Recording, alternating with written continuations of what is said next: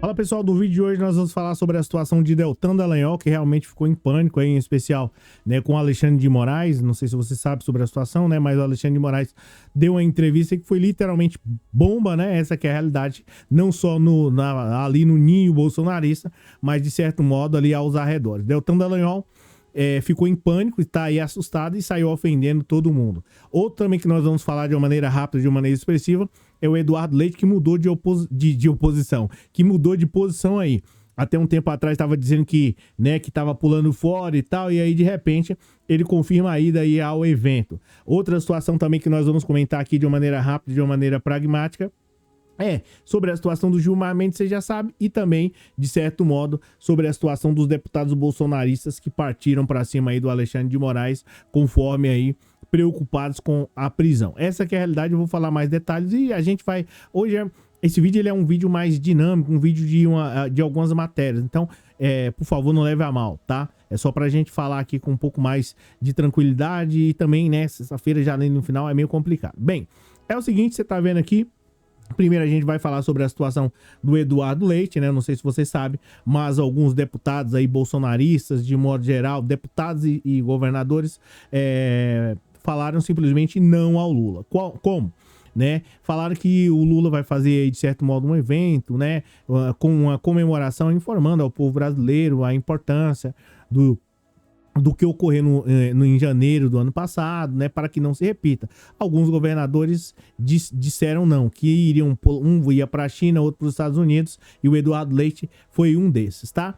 Mas antes disso, já esquecendo de me apresentar, me desculpa a minha falta de educação, né, não leve a mal, tá? Eu preciso me apresentar, eu sou o Cláudio Pereira, esse é um canal de justiça e política, é muito bom ter você por aqui. No vídeo de hoje, nós vamos falar de uma maneira rápida, de uma maneira pragmática, sobre essa situação aqui do Eduardo Leite, vamos falar também de uma maneira rápida e significativa, que é do Deltan Dallagnol, né? E tem algo que é muito importante para falar sobre o Deltan Dallagnol. Eu aconselho você a assistir esse vídeo aí até o final, beleza? Então, falando mais sobre essa situação aí, né? O Eduardo Leite, Companhia Limitada, o Lula, de certo modo, né, informou aí para todo o Brasil, aí o Zema, olha, então, não vai dar para poder ir, porque de certo modo eu tive uma treta com o Lula aí, fiz críticas, fiz uma dívida, primeiro ele fez a dívida, ativou o modo cara de pau, fez uma dívida em Minas Gerais e lançou Minas Gerais rumo abaixo, ladeira abaixo. Aí ele, para poder, de certo modo, dar uma satisfação, ele foi ofender o Lula. Ou seja, o cara faz uma dívida e vai ofender, né, quem emprestou o dinheiro, tá? Enfim, disse que não vai. O outro lá do Rio de Janeiro, o Cláudio Castro, né? O Cláudio, acho que é Cláudio Castro o nome dele, tá? O governador lá do Rio de Janeiro. Não vai, né? Tá com problemas lá com a Polícia Federal, não vai poder ir. Aí o Eduardo Leite também disse que não ia, vou viajar e coisa e tal. E aí, de repente, né? E sem contar do outro daqui de São Paulo também, que disse que pulou fora, não ia também. Aí, simplesmente, esse aqui, o Eduardo Leite, né? Que tava no momento de crise do Rio Grande do Sul, onde as pessoas estavam embaixo de água, ele tava dançando lá e tal. E o pessoal tá passando dificuldade, Eduardo. E ele dançando, tá? Aí, o que acontece? Isso pegou muito mal. Virou um constrangimento geral. Essa que é a realidade. Ele não poderia, de certo modo, amanhã ou depois, estar acusando o Lula. Você não fez isso. O pessoal fala assim, você estava dançando lá, você estava na festa né? Você estava dançando, enquanto o pessoal estava embaixo de água. Aí o que ele fez? Para poder se redimir, simplesmente, não, eu mudei de opinião aí, estava em férias, mas sabe como é que é, a favor da democracia. Situação, sabe como é que é, né? A favor da democracia, todos nós somos, né? O povo do Brasil, o povo lá do Sul, né? É um algo à parte, então a gente precisa ir lá ajudar o Lula e ajudar o Brasil. Nada, tá? Vai porque, de certo modo, precisa tirar essa nódoa da imagem dele, que, pelo menos pra mim, não vai tirar. Isso é político de modo geral, tá? Enfim, ele mudou aí os planos, tá? E disse que vai o evento do 8 de janeiro aí, realizado por Lula, matéria do Globo, tá? Tá aqui o Eduardo Leite, disse que estava em férias lá com a família, que eu não vou aqui, não me importa a opção dele, não me interessa. Aqui a gente fala sobre a política, ele, né? Então aqui tá falando um pouco mais sobre a situação. Assim, espero não ter sido, assim, desagradável falar pra você, mas assim, aqui eu falo sempre de política, pouco me importa a opção, né? Família do Eduardo, tá? Então, espero não ter sido, né, causado aí um impacto negativo. Não é isso. O objetivo aqui não é a família do Eduardo Leite, e sim a opinião dele política e a atitude dele política. Ele disse que não vai. A matéria do Globo fala que ele tá viajando, enfim, com a família lá e ponto, acabou. Um outro fator aqui, da qual a gente vai falar de uma maneira significativa é essa daqui, tem no vídeo anterior do Gilmar Mendes soltando uma bomba aí, literalmente desarquivando tudo, sabe aqueles processos que fica arquivado e tal. Então, aí o Gilmar Mendes simplesmente puxou lá uns 3 processos e meteu medo aqui no Pazuello, Weintraub e também no Bolsonaro, pela inação. Eu já expliquei isso daqui, né, sobre quando a inação é quando, olha, eu achando que tava mostrando aqui, de certo modo, a imagem do Gilmar Mendes e não tava mostrando nada, tava mostrando eu aqui. Bem, o Gilmar Mendes simplesmente soltou uma bomba aqui, literalmente, né, e causou um distúrbio no ninho bolsonarista. E, inclusive, né, isso de certo modo colocou medo e pânico geral, não só nos bolsonaristas, mas, né, em todo o Brasil, quem participou de transtornos e constrangimentos, né? Eu falei de uma maneira rápida, de uma maneira significativa, mas em resumo o Bolsonaro, Weintraub e, de certo modo, o Pazuello, eles tinham a obrigação, por lei, de agir, tá? Eu já expliquei isso aqui lá no vídeo anterior, mas eles tinham a obrigação. E sabe o que eles fizeram quando eles tinham a obrigação de socorrer o povo brasileiro? E isso não é só na política, isso é de modo geral, na minha vida e na sua vida. Quando vemos algumas situações, né, mesmo não gostando da pessoa, a gente tem o dever de socorrer. Pazuello, Bolsonaro e o Weintraub simplesmente cruzaram os braços e falaram assim, eu quero lá saber de Brasil, quero lá saber de nada. Aí foi organizada uma CPI, e aí que é a Comissão Parlamentar Investigativa, investigaram, viram que eles foram omissos. O Aras passou o pano e falou assim, ó, tá comigo, Bolsonaro, tá tranquilo. Agora, Bolsonaro perdeu a eleição, os ânimos, né, abaixaram aí, e agora tá na hora de certo modo, caçar, ou quer dizer, caçar não, procurar observar todas as situações e, de certo modo, punir quem são os responsáveis. Inclusive, Aras, se preparem, porque vem chumbo, enfim, tá? A situação vai ficar bem complicada para você, que de certo modo foi negligente e imprudente e cometeu crimes aí, supostamente, de prevaricação. Artigo 319 do Código Penal. Abraço, Aras. Ó, outra situação também que a gente vai falar também é sobre essa daqui, ó. Deltan Dallagnol, né? Ex aí deputado que de certo modo ficou ensandecido. Esse cara aqui é Deltan Dallagnol, foi promotor de justiça, essa que é a realidade, acho que concluiu a faculdade acho, com 22 anos, passou em um concurso extremamente concorrido de promotor, né, de justiça. Imagina, federal, né? Olha só para você ver o nível do cara. É um nível de inteligência, assim, pelo menos aparentemente, fora do comum. Conseguiu essa vaga. E aí, sabe o que ele fez? Utilizou o cargo para poder perseguir, depois de um determinado momento, para poder perseguir as pessoas. É simples. Não gosto de você que tá aí do outro lado pelo fato de você ainda não ter dado like. Sou promotor de justiça e vou partir para cima de você. Era assim. O Deltan Dallagnol, ele chegou num nível...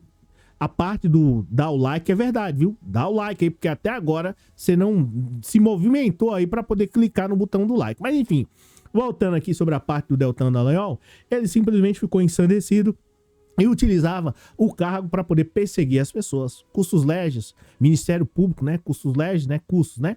Fiscal da lei, o cara fazia isso.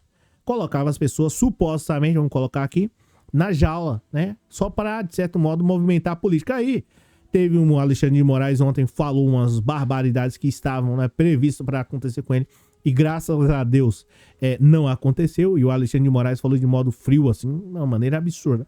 Simplesmente soltou aí que tinha 3 planos, de certo modo, para constrangê-lo, ou pelo menos ir de arrasta para cima. Não posso utilizar aqui o nome que é adequado, né? Pelo menos que eles deram lá, os bolsonaristas ensandecidos. Os bolsonaristas ensandecidos, eles ultrapassam todos os limites aí.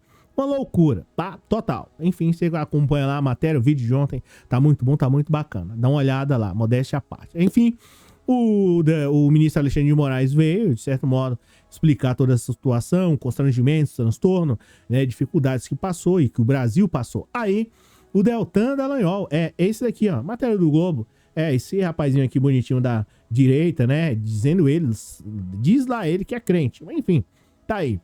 Eu falo isso com todo respeito. O pessoal da Igreja Batista, frequentei durante todo esse tempo.